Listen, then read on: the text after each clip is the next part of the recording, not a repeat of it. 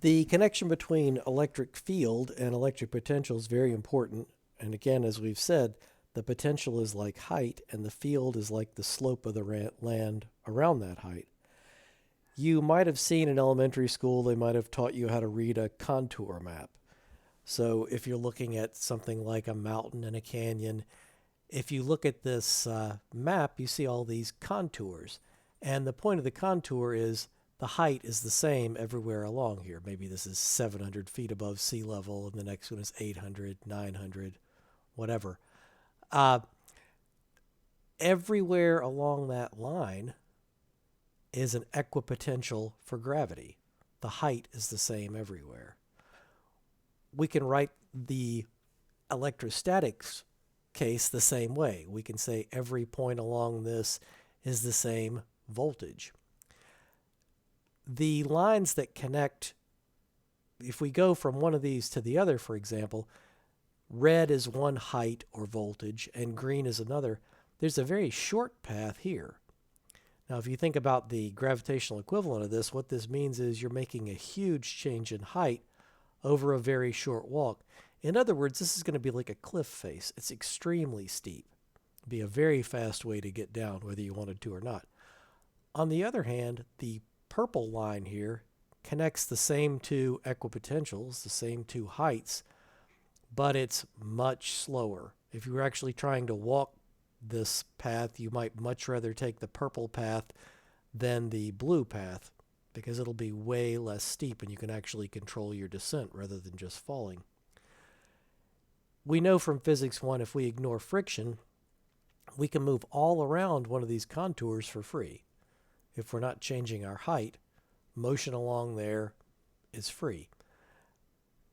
The same idea happens in electrostatics. I can move a charge along this constant voltage all I want, and it won't cost me any energy because I'm not changing the potential.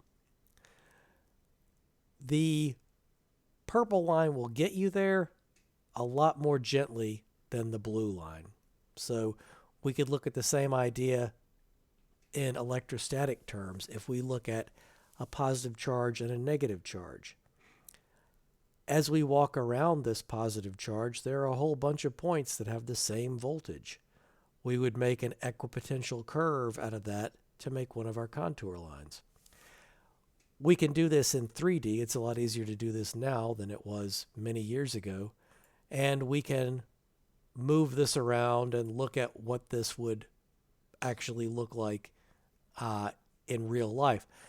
There is one artificial thing here, and that is with charges, if I was measuring voltage everywhere, I would actually get an infinitely high peak at the location of the charge here and an infinitely deep valley for the negative charge here and here. We wouldn't be able to see anything if we zoomed out that far, of course. So rather than make it infinitely high, I just gave it a rather high value, and we just see mountain here and valley here. For the electric field, you can imagine you're walking along this mountain and you set a ball down and see where it goes. It's going to roll in the direction the electric field would point. So we can make a map of all those vectors. We could say, okay, where would the ball move from here, from here, from here, from here? And we draw a vector that indicates how fast it would roll away and which direction it would roll away. That would give us a map of a whole bunch of arrows, and that would be a map of the electric field. And we define the electric field to be the steepest negative change in the potential. Here's a kind of question you might actually see on a test. I've asked this on tests before. Let's say we have two charges, positive 25 nanocoulombs, negative 10 nanocoulombs, and they're 1 meter apart.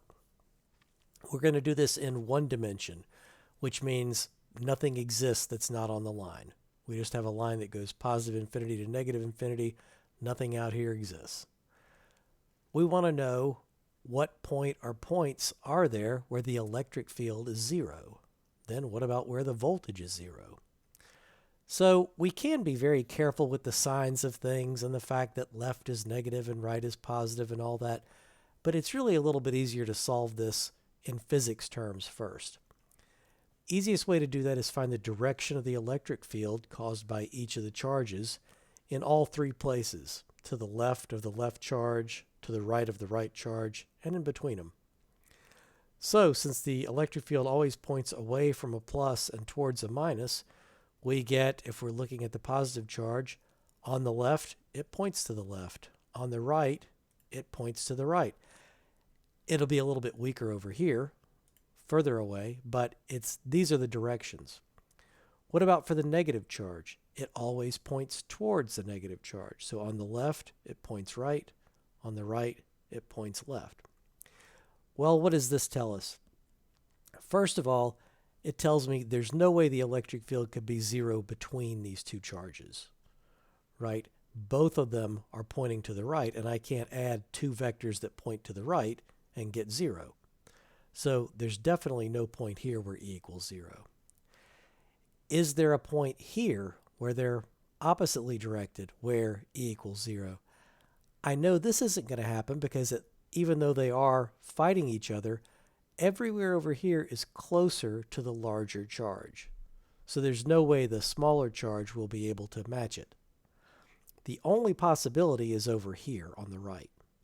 Here, the two directions, they're fighting each other here, but now there is a point that is close enough to the smaller charge so that the smaller charge is more important. You can imagine if I get 1 millimeter from the small charge and I'm a meter plus a millimeter from the large charge, the small charge is going to be more important. So we can solve it. We can say there is a point somewhere here over on the right where E equals 0. We'll say it's x away from the negative charge. That means it's 1 meter plus x away from the positive charge. The fields are equal in size, so we ignore the signs. And we say, here's the field, kq over r squared. These two things have to be equal. The positive charge further away has to be equal in strength to the negative charge, which is closer. We can get rid of k, we can get rid of nanocoulombs because it's on both sides. And we end up with this formula. We can simplify that a little bit if we divide by 5 everywhere. We get this thing. Then, to solve this, we can cross multiply. So we got 5x squared over here, 2 times x plus 1 squared over here. Expand it out. We get this thing. Then we do some algebra, and finally we end up with this.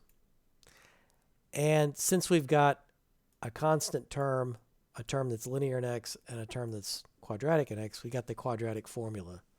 So we'd have to solve that just like you had to do in high school and find the two roots. So this is one, this is the other. Now they don't actually both work because of what we know about our problem.